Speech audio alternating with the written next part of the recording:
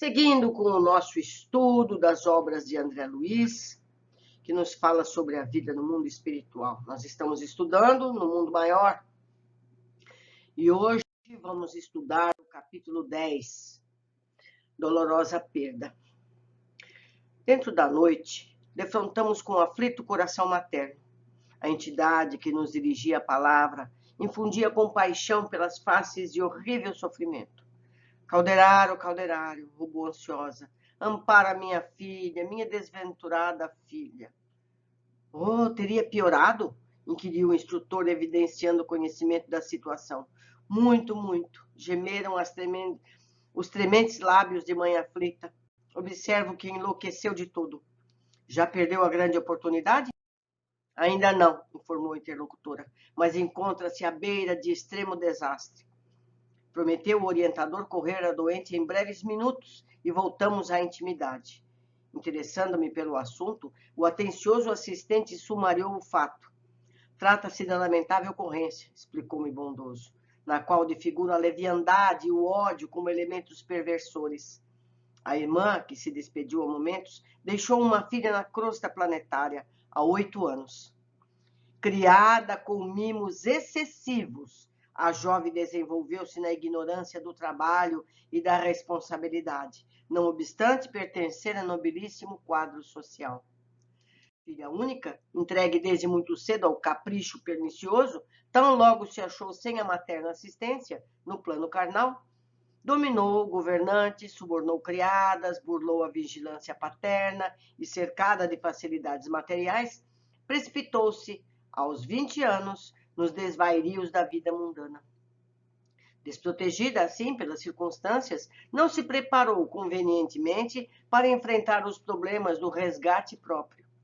Sem a proteção espiritual peculiar à pobreza, sem os abençoados estímulos dos obstáculos materiais e tendo contra as suas necessidades íntimas a profunda beleza transitória do rosto, a pobrezinha renasceu, seguida de perto, não por um inimigo propriamente dito, mas por um cúmplice de faltas graves, desde muito desencarnado, ao qual se vinculara por tremendos laços de ódio em passado próximo. Foi assim que, abusando da liberdade em ociosidade reprovável, adquiriu deveres na maternidade, sem a custódia do casamento. Reconhecendo-se agora nessa situação, aos 25 anos, solteira, rica e prestigiada pelo nome da família, deplora tardiamente os compromissos assumidos e luta com desespero por desfazer-se do filhinho imaturo. E o mesmo comparsa do pretérito a que me referi, esse infeliz, por acréscimo de misericórdia divina, busca destarte aproveitar o erro da ex-companheira para a realização de algum serviço redentor, com a supervisão de nossos maiores. Ante o espanto que inopinadamente me assaltara, sabendo eu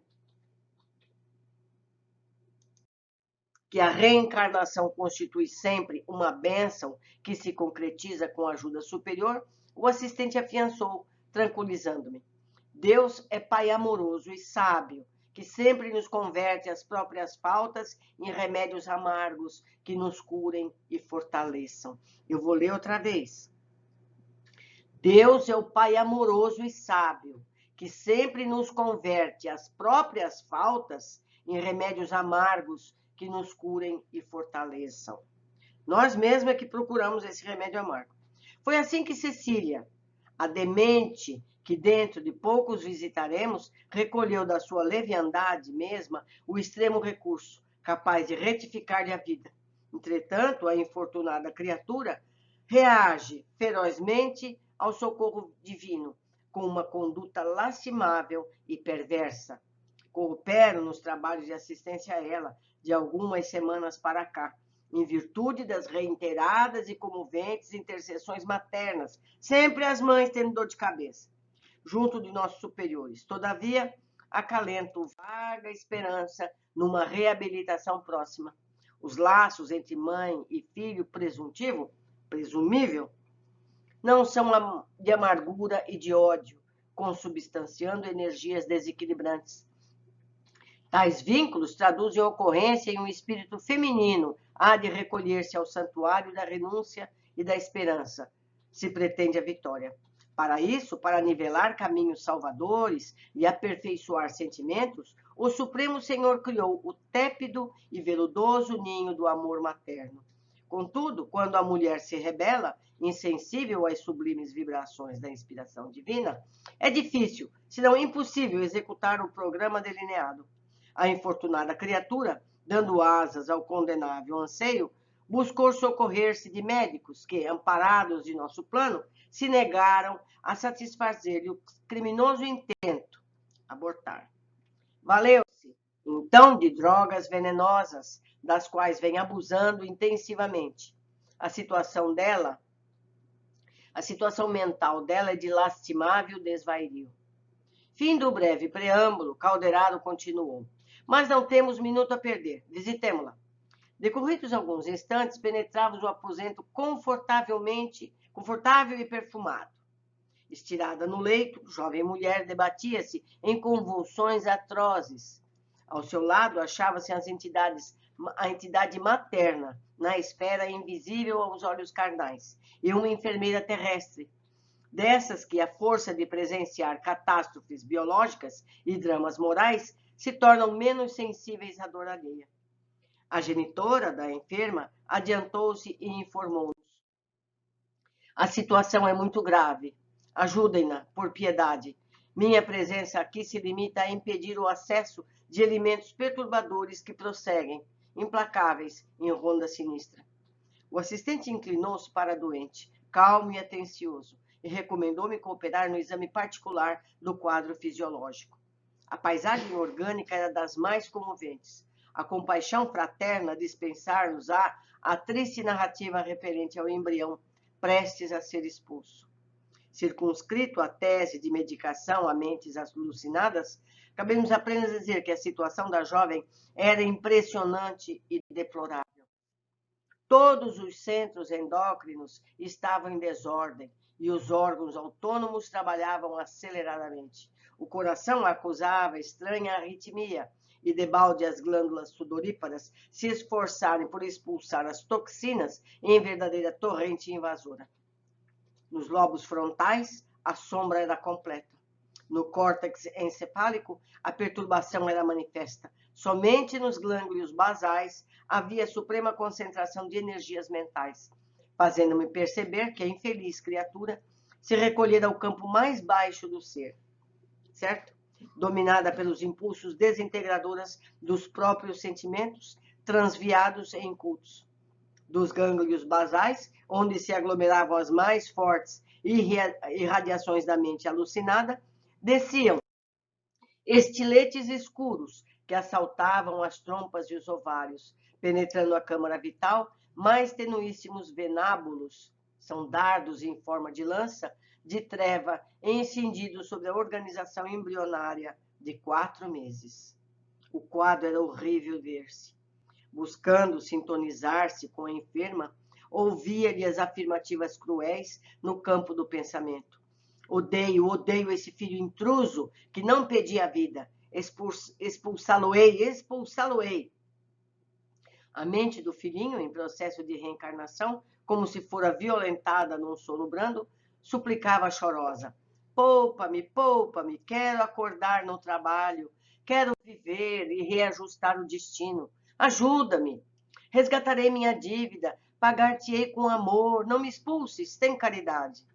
Nunca, amaldiçoado sejas, dizia a desventurada mentalmente. Prefiro morrer a receber-te nos braços. Envenenar-me-ás a vida, perturba-me a estrada, detestos, morrerás. Os raios trevosos continuavam, descendo a jato contínuo. Calderaro ergueu a cabeça respeitável, encarou-me de frente e perguntou: compreendes a extensão da tragédia? Respondi afirmativamente sob indizível impressão. Nesse instante de nossa angustiosa expectativa, Cecília dirigiu-se com decisão à enfermeira. Estou cansada, Liana, muitíssimo cansada, mas exijo a intervenção esta noite. Oh, mas assim, nesse estado? Ponderou a enfermeira. Sim, tornou a doente inquieta. Não quero adiar essa intervenção. Os médicos negam-se a fazê-la, mas eu conto com a tua dedicação. Meu pai não pode saber disso. Eu odeio essa situação que terminantemente não conservarei. Abrindo um espaço. Há meios de não engravidar, não é? Que todos conhecem. Espera chegar essa situação. Calderaro pousou a destra na fronte da responsável pelos serviços de enfermagem, no intuito evidente de transmitir alguma providência conciliatória, e a enfermeira ponderou. Tentaremos algum repouso, Cecília. Modificarás possivelmente esse plano. Não, não, objetou a imprevidente futura mãe com um mau humor indisfarçável. Minha resolução é inabalável. Exijo a intervenção esta noite. Malgrado a negativa peremptória, sorveu o cálice de sedativo que a companheira lhe oferecia, atendendo-nos à influência indireta. Consumara-se a medida no seu que o meu instrutor desejava. Parcialmente desligada do corpo físico, em compulsória modorra pela atuação calmante do remédio, Calderaro aplicou-lhe fluidos magnéticos sobre o disco fotossensível do aparelho visual, e Cecília passou a ver-nos, embora imperfeitamente, detendo-se admirada na contemplação da genitora. Reparei, contudo, que, se a mãezinha exuberava copioso pranto de comoção, a filha se mantinha impassível, não obstante o assombro que lhe estampava no olhar. A matrona desencarnada avançou, abraçou-se a ela e pediu ansiosa: Filha querida, venho a ti para que não te abalances a sinistra aventura que planejas. Reconsidera a atitude mental, harmoniza com a vida, recebe minhas lágrimas como apelo do coração. Por piedade, ouve-me. Não te precipites nas trevas quando a mão divina te abre as portas da luz. Nunca é tarde para recomeçar, Cecília, e Deus, em seu infinito devotamento, transforma as nossas faltas em redes de salvação. A mente desvairada da ouvinte recordou as convenções sociais de modo vago, como se vivera um minuto de pesadelo indefinível. A palavra materna, porém, continuou. Socorre-te da consciência antes de tudo. O preconceito é respeitável, a sociedade tem seus princípios justos. Entretanto, por vezes, filhinha, surge um momento na esfera do destino e da dor em que devemos permanecer com Deus exclusivamente. Não abandones a coragem, a fé, o desassombro. A maternidade, iluminada pelo amor e pelo sacrifício, é feliz em qualquer parte, ainda mesmo quando o mundo, ignorando a causa de nossas quedas, nos nega recursos à reabilitação, relegando-nos à reincidência e ao desamparo. Por agora, defrontarás com a tormenta de lágrimas. O temporal da incompreensão e da intolerância desgastará teu rosto. Contudo, a bonança voltará. O caminho é empedrado e árido, os espinhos dilaceram, mas terás de encontro ao coração um filhinho amoroso indicando-te o futuro.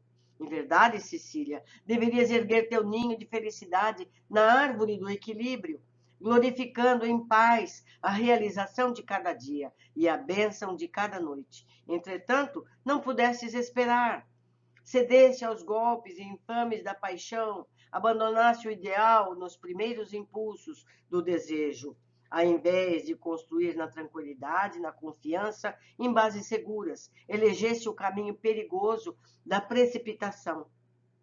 Agora, é imprescindível evitar o despenhadeiro fatal, contornar a voragem traiçoeira, agarrando-te ao salva-vidas do supremo dever. Volta, pois, minha filha, a serenidade do princípio. Resigna-te ante ao novo aspecto que imprimiste ao próprio roteiro, aceitando o ministério da maternidade dolorosa com o sacrifício de encantadoras aspirações. No silêncio e na obscuridade da proscrição social, muitas vezes logramos a felicidade de conhecer-nos. O desespero público se precipita os mais fracos no esquecimento de si mesmos. Ergue os fortes para Deus, sustentando-os no trilho anônimo das obrigações humildes até a montanha da redenção. É provável que teu pai te amaldiçoe, que os nossos entes mais caros na terra te menoscabem e tente aviltar. No entanto, que martírio não enobrecerá o espírito disposto ao resgate dos seus débitos, com dedicação ao bem e serenidade na dor? Não será melhor a coroa coroa de espinhos na fronte do que um monte de brasas na consciência? O mal pode perder-nos e transviar-nos. O bem retifica sempre. Além disso, se é certo que o padecimento da vergonha açoitará a tua sensibilidade, a glória da maternidade resplanderá em teu caminho. Tuas lágrimas orvalhão uma flor querida e sublime, que será o teu filho, carne de tua carne, ser do teu ser, que não tardará no mundo a mulher que sabe renunciar. A tormenta rugirá, mas sempre fora do teu coração, porque lá dentro, no santuário divino do amor, encontrarás em ti mesma o poder da paz até a vitória. A enferma escutava quase indiferente, disposta a não capitular. Recebia os apelos maternos, sem alteração de atitude.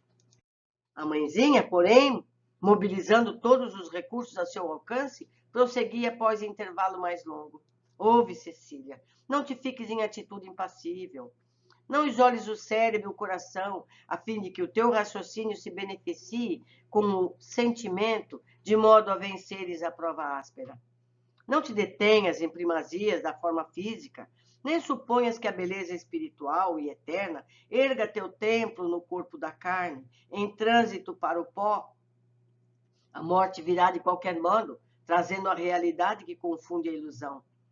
Não persistas no véu da mentira, humilha-te na renúncia construtiva. Toma a tua cruz e segue para a compreensão mais alta. O teu madeiro de sofrimento íntimo ouvirás enternecedoras vozes de um filho abençoado. Se te anunciar o abandono do mundo, será ele, junto de ti, o suave representante da divindade. Que falta te fará o manto das fantasias, se dois pequeninos braços de veludo te cinjam, carinhosos e fiéis, conduzindo-te à renovação para a vida superior? Então foi que Cecília, infundindo-me assombro pela agressividade, objetou em pensamento. Como não me disseste isso antes? Na terra, sempre satisfazia meus desejos. Nunca me permitisse o trabalho e favorecesse-me o ócio. Fizesse-me crer na posição mais elevada que a das outras criaturas. Incutisse-me a suposição de que todos os privilégios especiais me eram devidos. Não me preparaste, enfim. Estou sozinha com os problemas atribulativos. Não tenho agora a coragem de humilhar-me, esmolar serviço remunerado, não é o ideal que me deste a enfrentar a vergonha e a miséria. Será para mim pior que morrer. Não desisto, nem mesmo a tua voz, que a despeito de tudo ainda amo. É-me impossível retroceder. É a responsabilidade materna. A comovedora cena estarrecia. Observava eu ali o milenário conflito da ternura materna com a vida real. A venerável matrona chorou com mais amargura, agarrou-se à filha com mais veemência e suplicou: perdoa-me pelo mal que te fiz, querendo-te em demasia. Ó, filha querida, nem sempre o amor humano avança vigilante. Por vezes a cegueira nos compele a erros clamorosos, que só o golpe da morte em geral expunge. Não consideras, porém, minha dor? Reconheço minha participação indireta em seu presente infortúnio, mas entendo agora a extensão e a delicadeza dos deveres maternos. Não desejo que venhas colher espinhos no mesmo lugar onde sofro os resultados amargos de minha imprevidência. Porque eu ajo errado por excesso de ternura, não te desvies do acúmulo de ódio e de inconformação. Depois do sepulcro, o dia do bem é mais luminoso e a noite do mal é sobremaneira mais densa e tormentosa. Aceita a humilhação como bênção, dor como preciosa oportunidade. Todas as lutas terrenas chegam e passam, ainda que perdurem, não se eternizam. Não compliques, pois, o destino. Submeto-me às tuas exprovações. Merece-as quem, como eu, olvidou a floresta das realizações para a eternidade, retendo-se voluntariamente no jardim dos caprichos amenos, onde as flores não se ostentam mais do que por fugaz minuto. Esqueci-me, Cecília, da enxada benfazeja do esforço próprio, com o qual deverá rotear o solo de nossa vida, semeando dádivas de trabalho edificante, e ainda não chorei suficientemente para redimir-me de tão lastimável erro. Todavia, Confio em ti, esperando que te não suceda o mesmo na áspera trilha da regeneração. Antes de mendigar o pão de cada dia, amargar os remoques da maldade humana, aí na terra, que menosprezar o pão das oportunidades de Deus, permitindo que a crueldade nos avassale o coração. O sofrimento dos vencidos no combate humano é celeiro de luz na experiência. A bondade divina converte as nossas chagas em lâmpadas acesas para a alma. Bem-aventurados os que chegaram à morte, crivados de cicatrizes que denunciam a dura batalha.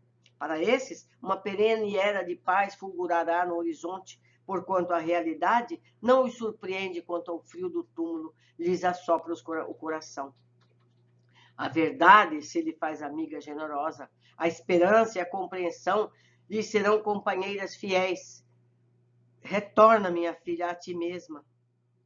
Restaura a coragem, o otimismo, malgrado as nuvens ameaçadoras que te pairam na mente em delírio.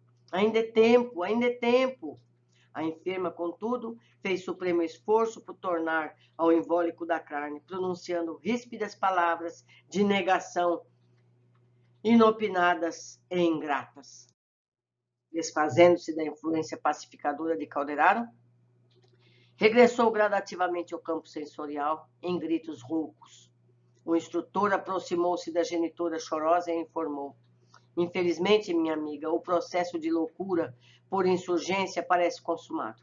Confiemo-la agora ao poder da suprema proteção divina. Ficou pela lei. Enquanto a entidade materna se debulhava em lágrimas, a doente, conturbada pelas emissões mentais de que se comprazia, dirigiu-se à enfermeira reclamando: não posso mais, não suporto. A intervenção agora, não quero perder um minuto. Fixando a companheira por alguns instantes, com terrífica expressão, ajuntou: tive um pesadelo horrível. Sonhei que minha mãe voltava da morte e me pedia paciência e caridade. Não, irei até o fim. Preferirei o suicídio, afinal. Inspirada pelo meu orientador, a enfermeira fez ainda várias ponderações respeitáveis. Não seria conveniente aguardar mais tempo? Não seria o sonho dar um providencial aviso? O abatimento de Cecília era enorme. Não se sentia amparada por uma intervenção espiritual? Julgava desse modo oportuno adiar a decisão? A paciente, no entanto, ficou irredutível. E com assombro nosso, ante a genitora desencarnada, em pranto, a operação começou, com sinistros prognósticos para nós, que observávamos a cena sensibilizadíssimos. Nunca supus que a mente desequilibrada pudesse infligir tamanho mal ao próprio patrimônio. A desordem do cosmo fisiológico acentuou-se instante a instante. Penosamente surpreendido, prosseguindo o exame da situação, verificando com espanto que o embrião reagia ao ser violentado, como se aderindo desesperadamente às paredes placentárias. A mente do filhinho imaturo começou a despertar à medida que aumentava o esforço da extração. Os raios escuros não partiam agora só do encéfalo materno, eram igualmente emitidos pela organização embrionária, estabelecendo maior desarmonia. Vejam que drama! Aquele que ia nascer para ajudá-la se transformou num novo vingador. Depois de longo e laborioso trabalho, o endizinho foi retirado afinal. Assombrado, reparei toda a vida que a ginecologista improvisada subtraía do vaso feminino somente pequena porção de carne inânime, porque a entidade reencarnante, como se mantivesse atraída ao corpo materno, forças vigorosas e indefiníveis, oferecia condições especialíssimas, adesas ao campo celular que a expulsava. Semidesperta, num adro pesadelo de sofrimento, refletia extremo desespero, lamentava-se com gritos aflitivos, expedia vibrações mortíferas, balbuciava frases desconexas. Que drama terrível! Não estaríamos ali perante duas feras terríveis, algemadas uma à outra? O filhinho que não chegara a nascer transformava-se em perigoso verdugo do psiquismo materno, premindo com impulsos involuntários o ninho de vasos do útero, precisamente na região onde se efetuava a permuta dos sangues materno e fetal. Provocou ele o processo hemorrágico, violento e abundante. Observei mais. Deslocado, indebitamente mantido ali por forças incoercíveis, o organismo perispíritico da entidade, que não chegava a renascer, alcançou em movimentos espontâneos a zona do coração, envolvendo os módulos e a aurícula direita, perturbou as vias do estímulo, determinando choques tremendos no sistema nervoso central. Tal situação agravou o fluxo hemorrágico, que assumiu intensidade imprevista, compelindo a enfermeira a pedir socorros imediatos, depois de delir, como pôde, os vestígios de sua falta. Odeio, odeio, clamava a mente materna em delírio, sentindo ainda a presença do filho na intimidade orgânica. Nunca embalarei um intruso que me lançaria à vergonha. Que triste. Ambos, mãe e filho, pareciam agora, por dizer mais exatamente, sintonizados na onda de ódio, porque a mente dele, exibindo estranha forma de apresentação aos meus olhos, respondia no auge da ira. Vingar-me-ei, pagarás centil por centil, não te perdoarei. Não me deixasse retomar a luta terrena, onde a dor, que nos seria comum, me ensinaria a desculpar-te pelo passado delituoso e a esquecer minhas cruciantes mágoas. Renegasse a prova que nos conduziria ao altar da reconciliação, cerrasse-me as portas da oportunidade redentora. Entretanto, o maléfico poder que impera em ti habita igualmente minha alma. Trouxeste à tona de minha razão o lodo da perversidade que dormia dentro de mim. Negaste-me o recurso da purificação, mas estamos agora novamente unidos e arrastar-te-ei para o abismo. Condenaste-me à morte, e por isso minha sentença é igual. Não te deste o descanso, impediste meu retorno à paz da consciência, mas agora não mais ficarás na terra. Não me quiseste para o serviço do amor, portanto serás novamente minha para a satisfação do ódio. Vingar-me-ei, seguirás comigo.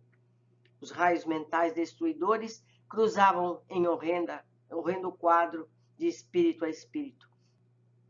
Enquanto observava a intensificação das toxinas ao longo de toda a trama celular, Calderaro orava em silêncio, invocando o auxílio exterior. Ao que me pareceu, efetivamente, daí a instantes, pequena turma de trabalhadores espirituais penetrou o recinto. O orientador ministrou instruções, deveriam ajudar a desventurada mãe, que permaneceria junto da filha infeliz até a consumação da experiência. Em seguida, o assistente convidou-me a sair, acrescentando: verificar-se-á a desencarnação dentro de algumas horas. O ódio, André, diariamente extermina criaturas no mundo com intensidade e eficiência mais arrasadoras do que todos os canhões da terra troando de uma vez. É mais poderoso entre os homens com complicar os problemas e destruir a paz que todas as guerras conhecidas pela humanidade no transcurso dos séculos. Não me ouves, mera teoria. Viveste conosco nesses momentos um fato pavoroso que todos os dias se repete na esfera carnal. Estabelecido o império de forças tão detestáveis sobre essas duas almas desequilibradas, que a providência procurou reunir no Instituto da Reencarnação. É necessário confiá-las doravante ao tempo, a fim de que a dor opere os corretivos indispensáveis. Oh, exclamei aflito, contemplando o duelo de ambas as mentes torturadas. Como ficarão? Permanecerão entrelaçadas assim? Por quanto tempo? Calderaro fitou-me com o acabrunhamento de um soldado valoroso que perdeu temporariamente a batalha e informou: agora nada vale a intervenção direta. Só podemos cooperar com a oração do amor fraterno, aliada à função renovadora da luta cotidiana. Consumou-se para ambos dolorosos processos de obsessão recíproca, de amargas consequências no espaço e no tempo, e cuja extensão nenhum de nós pode prever. Que drama, né, minha gente? Que drama.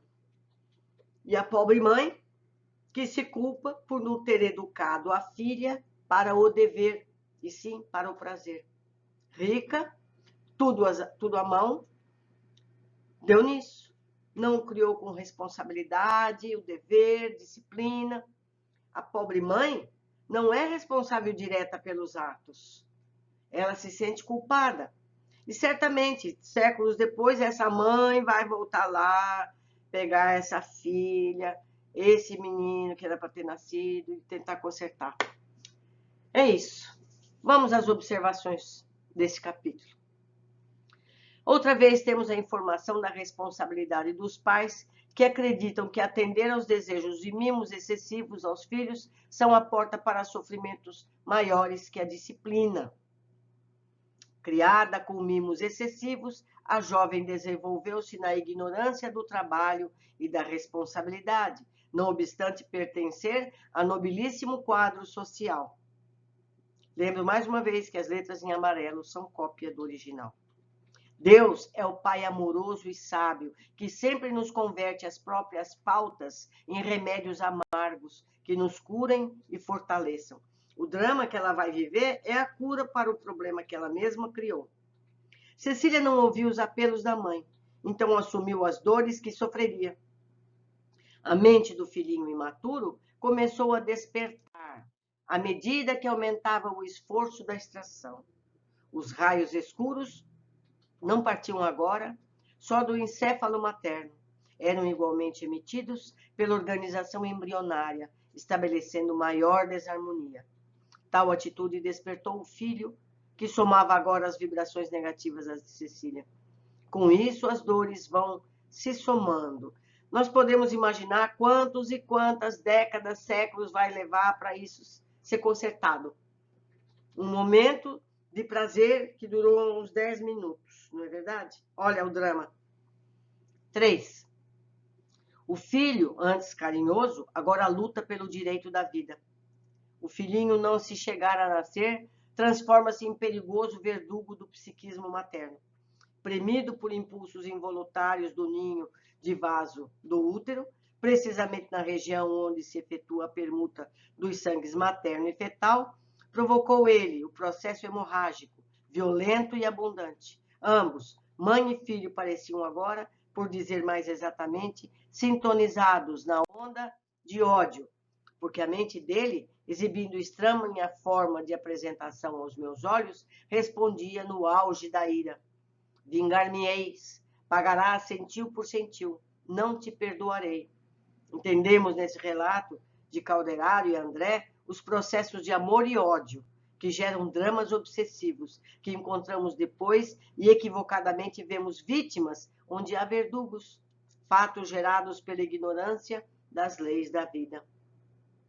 A oportunidade do nascimento seria, na verdade, ressarcimento de erros ainda mais antigos, que foram, então, não só adiados, mas também agravados. Quer dizer, a encarnação dessa moça, que veio com um ninho de benesses imensos para resgatar um passado, no fim ela piorou o quadro que já existia.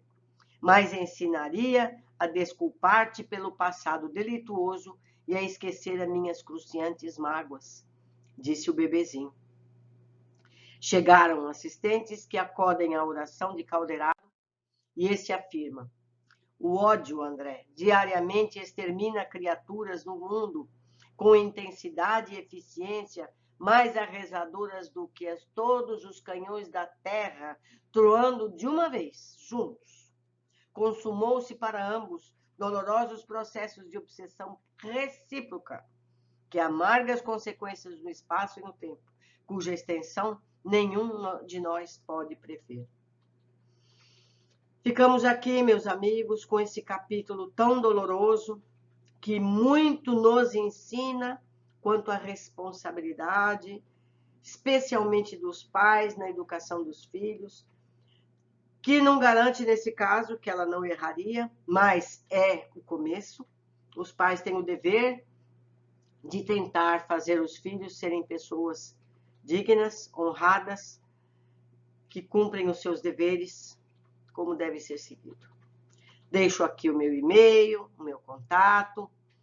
Eu gostaria que vocês escrevessem, corrigissem alguma coisa que eu tenha dito errado, ou ampliando o conhecimento nosso. Um grande abraço e até o nosso próximo capítulo.